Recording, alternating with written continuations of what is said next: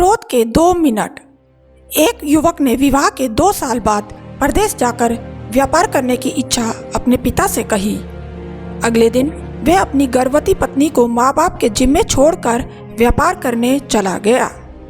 परदेश में मेहनत से बहुत धन कमाया और वह धनी सेठ बन गया। 17 वर्ष धन कमाने में बीत गए तो संतुष्टि हुई और वापस घर लौटने की इच्छा हुई। पत्नी को पत्र लिखकर आने की सूचना दी। उसे जहाज में एक व्यक्ति मिला जो दुखी मन से बैठा था। सेठ ने उसकी उदासी का कारण पूछा तो उसने बताया कि इस देश में ज्ञान की कोई कदर नहीं है। मैं यहाँ ज्ञान के सूत्र बेचने आया था पर कोई लेने को तैयार नहीं है। सेठ ने सोचा, इस देश से मैंने बहुत धन कमाया है और यह मेरी कर्म भूमि है, इसका मान रखना चाहिए। उसने ज्ञान के सूत्र खरीदने की इच्छा जताई। उस व्यक्ति ने कहा, मेरे हर ज्ञान सूत्र की कीमत 500 स्वर्ण मुद्राएं हैं। सेठ को सौदा महंगा तो लग रहा था लेकिन कर्म भूमि का मान तो रखना जरूरी था। घर के द्वारपालों को मौन रहने का इशारा करके सीधे अपनी पत्नी के कक्ष में गया तो वहां का नजारा देखकर उसके पांवों के नीचे की जमीन खिसक गई। पलंग पर उसकी पत्नी के साथ एक युवक सोया हुआ था।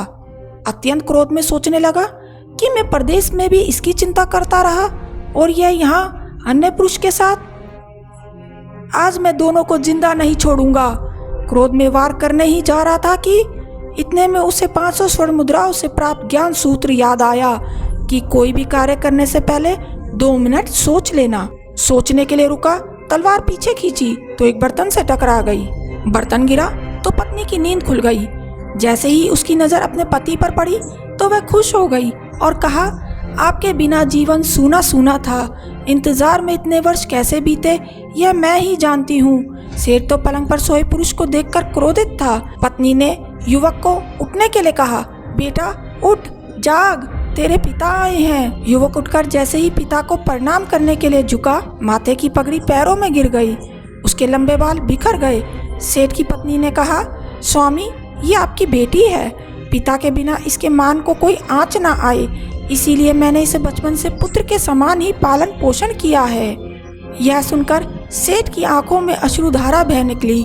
पत्नी और बेटी को गले लगाकर सोचने लगा कि यदि आज मैंने उस ज्ञान सूत्र को नहीं अपनाया होता तो जल्दबाजी में कितना अनर्थ हो जाता। मेरे ही हाथों मेरा निर्दोष परिवार खत्म हो जाता। ज्ञान का यह सूत्र उस दिन तो मुझे बहुत महंगा लग रहा था, लेकिन ऐसे सूत्र तो अनमोल हैं। इस कहानी का सार यह है कि जीवन में जो दुखों से बचाकर सुखों की बरसात कर सकते हैं वे हैं क्रोध के 2 मिनट। आपको भी यदि क्रोध आए तो उस समय कोई निर्णय ना ले, 2 मिनट रुके और फिर कोई निर्णय ले, क्योंकि ये 2 मिनट आपकी ज़िंदगी भी बचा सकते हैं।